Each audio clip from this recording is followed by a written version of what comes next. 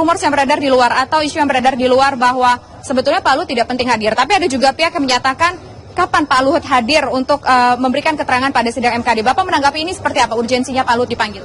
Ya, jadi beliau ini kan salah satu orang yang paling banyak diperbincangkan dalam yang diakui rekaman hasil pertemuan antara 3 orang tersebut, Pak SN, kemudian Pak MS dan Pak MR.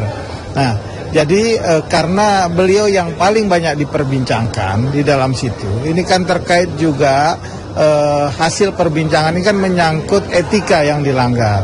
Nah, kami ingin konfirmasi saja kepada yang bersangkutan, apakah betul apa yang disampaikan di dalam itu yang terkait dengan pelanggaran etika yang dilaporkan oleh saudara Sudirman Said terhadap saudara Setia Novanto. Apakah omong-omongan itu adalah omongan yang serius atau omongan seperti apa terkait dengan perpanjangan kontrak karya PT Freeport.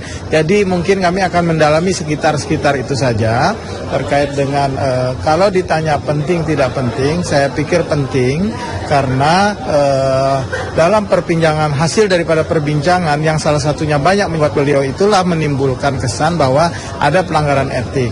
Kemudian apabila betul ada pertemuan itu juga banyak memperbincangkan beliau sehingga terjadilah pelanggaran etik.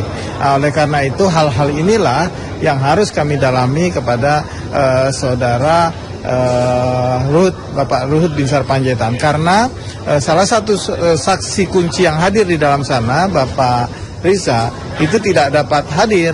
Kami kan agak kesusahan kalau hanya menanyakan satu orang saksi saja. Nah, satu orang saksi yang kemarin juga banyak kita sudah tanyakan juga kepada saudara Setia Novanto, banyak disangkal kepada saudara Setia Novanto. Satu saksi lagi tidak bisa hadir. Nah, karena kita juga perlu menanyakan mendalami kepada keterangan daripada Pak Luhut terkait dengan hal-hal yang dibicarakan tersebut. Pak, hari ini kan diagendakan yang kedua kalinya Riza Khalid untuk dilakukan pemeriksaan, tapi yang bersangkutan tidak datang. Ada rencana atau harus melakukan rapat internal terlebih dahulu untuk melakukan pemanggilan paksa terhadap Riza Khalid? Kami belum tahu apakah nanti ada rapat internal tersebut, tetapi biasanya setelah kita mendengarkan keterangan daripada saksi-saksi tersebut, kita akan ada rapat internal terkait dengan hal tersebut. Jadi kita tunggu nanti. Kalau dari target MKD sendiri, kapan akan memutuskan perkara ini? Apakah harus menunggu terlebih dahulu kehadiran Riza Khalid baru diambil keputusannya melakukan pelanggaran kode etik atau tidak? Jadi kita tidak bisa tergantung pada seorang Riza Khalid saja. Jadi banyak hal-hal yang bisa kita gali terkait dengan tuduhan pelanggaran kode etik ini. Mudah-mudahan kita juga ingin segera selesai, tidak mau terkatung-katung begitu lama. Jadi kalau semua nanti hasil rapat internal kita pandang sudah cukup, ya kita ambil keputusan. Tapi kalau belum dipandang belum cukup, apa yang akan kita lakukan ke depan? Mudah-mudahan ini sudah bisa dengan datangnya beliau sudah bisa terbuka dan sudah bisa mengambil satu keputusan terhadap dugaan pelanggaran kode etik yang dilaporkan oleh saudara Sudirman Said ini. Estimasinya kapan Pak kira-kira Pak bisa mengambil keputusan? Mungkin setelah rapat nanti sore ya, kita hasil rapat internal seperti apa, mungkin baru kita bisa perkiraan estimasi. Kalau sekarang kan kita belum tahu, kita belum bisa. Cuman sih kalau memang bisa sebelum masa reses ini bisa selesai kan, minggu depan 18 sudah selesai, biar tidak tergantung lagi. Saya pribadi mengharapkan begitu, tapi semua tergantung kepada hasil keterangan Bapak Luhut Binsar Panjaitan siang hari ini. Dari targetnya 4 hari lagi, harapan dari MKD bisa memutuskan melanggar kode etik atau tidak, begitu ya Pak? Harapan saya pribadi, bukan harapan MKD. Kalau harapan MKD tergantung nanti setelah ini. Nanti rapat internal kita rapatkan. Nah, kalau banyak yang mendukung saya, ya berarti kita bisa selesaikan. Tapi kalau dengan argumen-argumen yang lain kita akan lihat. Nah, sekali lagi menurut saya pribadi lebih cepat lebih baik karena segala sesuatunya saya pikir sudah ada gambaran-gambaran untuk mengarah kepada keputusan-keputusan itu. Pak, begini Pak, yang menjadi pertanyaan publik juga bahwa barang bukti yang diserahkan oleh Pak Sudirman Said ini adalah kopian, sedangkan yang aslinya di tangan Pak Ma'ruf. Namun Pak Ma'ruf menyerahkannya ke Kejaksaan Agung, dan Kejaksaan Agung tidak bisa memberikannya kepada MKD jika tidak seizin dengan Pak Ma'ruf. Nah, sampai sekarang belum ada pernyataan resmi dari Pak Ma'ruf ataupun dari Kejaksaan Agung yang memperbolehkan agar barang bukti berupa rekaman asli itu diserahkan ke MKD. Ini MKD menanggapinya bagaimana, Pak? Ya, ini yang kita agak kesusahan kan seperti itu ya. Dalam melakukan satu persidangan, kita membutuhkan satu bukti-bukti yang original dan yang valid, kan seperti itu. Lah, salah satu bukti original itu adalah rekaman. Rekaman yang asli itu diserahkan oleh saudara Ma'ruf kepada kejaksaan, yang disampaikan beliau disita, padahal kan ternyata suratnya diserahkan. Dan Kejaksaan Agung tidak boleh memberikan tanpa izin beliau. Ini yang kita sesalkan. Kenapa alat bukti yang penting itu tidak bisa diserahkan. Kemudian kedua adalah saksi. Saksi yang mengetahui persis adanya pertemuan tersebut dan apa yang dibicarakan dalam pertemuan itu. Nah, saksi di sini hanya ada satu. Ya, hanya ada saudara Ma'ruf Syamsuddin. Yang satu tidak hadir. Berarti kan ada satu saksi dan satu teradu. Nah, ini kan keterangannya sudah berbeda. Nah, disinilah kesusahan kita untuk melihat apakah ada pelanggaran etik yang dilakukan. Ya, kalau mendengar dengan rekaman itu seperti yang sudah didengar masyarakat, nah, apakah betul rekaman itu? Kalau benar ada pertemuan, ini ada dua belah pihak yang masih tidak pas tentang pertemuan itu. Nah, ini yang memang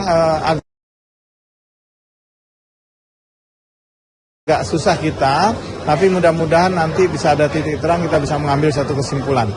Artinya DPR tetap bisa mengambil keputusan meskipun barang bukti asli belum ada di tangan MKD.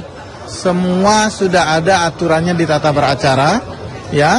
Apakah itu alat bukti itu memenuhi kriteria atau alat bukti itu tidak ada sama sekali. Kemudian saksi itu seperti apa atau saksi itu tidak ada sama sekali. Saya pikir nanti kawan-kawan Majelis Hakim MKD ini punya catatan tersendiri dalam mengambil satu keputusan. Baik, terima kasih Pak Diskadir atas informasinya, dan pemirsa tadi adalah demikian perbincangan kami bersama salah satu anggota MKD DPR RI, dan memang hari ini pemanggilan Menko Polhukam Luhut Binsar Panjaitan dianggap penting karena memang namanya disebut berkali-kali dan diharapkan ya bisa menjadi sebuah spektrum atau keterkaitan satu sama lain untuk keterangan yang disampaikan oleh pihak-pihak yang terlibat dalam percakapan. Ada 3 pihak yang terlibat, Setia Novanto, Ma'ruf Syamsuddin, dan juga Riza Khalid yang berada dalam percakapan tersebut. Sementara untuk Riza Khalid hingga pemanggilan kedua ini pemirsa, lagi-lagi Riza Khalid tidak datang dan DPR masih akan mempertimbangkan opsi melakukan pemanggilan paksa, namun setelah mungkin melalui proses rapat internal. Untuk sementara itu dapat kami sampaikan dari gedung DPR MPR RI, kita kembali ke studio DV. Ya, kisah dari gedung DPR RI Jakarta. Nanti di segmen selanjutnya tentunya kami juga akan berbincang dengan pengamat komunikasi politik, ada Bang Henry Satrio. Tadi menarik juga dikatakan penting tidak penting kehadiran Luhut Binsar Panjaitan di sidang MKD. Tapi nanti kita akan bincangkan di segmen selanjutnya. Tetaplah bersama kami. Akan menyambung beberapa dots.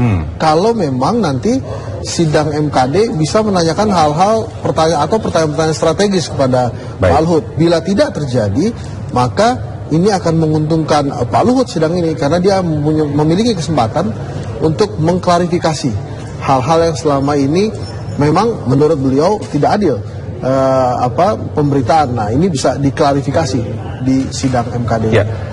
Erik, kalau kita lihat tadi bagaimana Wakil Ketua MKD sudah hadir, ada Bang Junimat Girsang gitu sudah hadir di ruang sidang. Ya.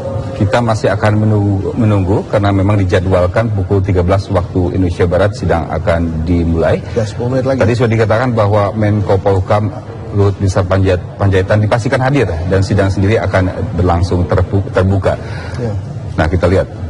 Ini tampaknya masih sepi begitu masih sepi, biasanya di saat-saat terakhir nih, baru pada hadir. Nah, jadi kalau Anda tadi melihat, kalau secara konteksnya kehadiran Menko Polhukam ini sudah akan menguntungkan Pak Luhut sendiri, karena akan mengklarifikasi apa yang menjadi tuduhan selama ini begitu. Tapi ya mudah-mudahan nanti sidang ini pesannya buat MKD, yang pertama tidak bertele-tele, langsung langsung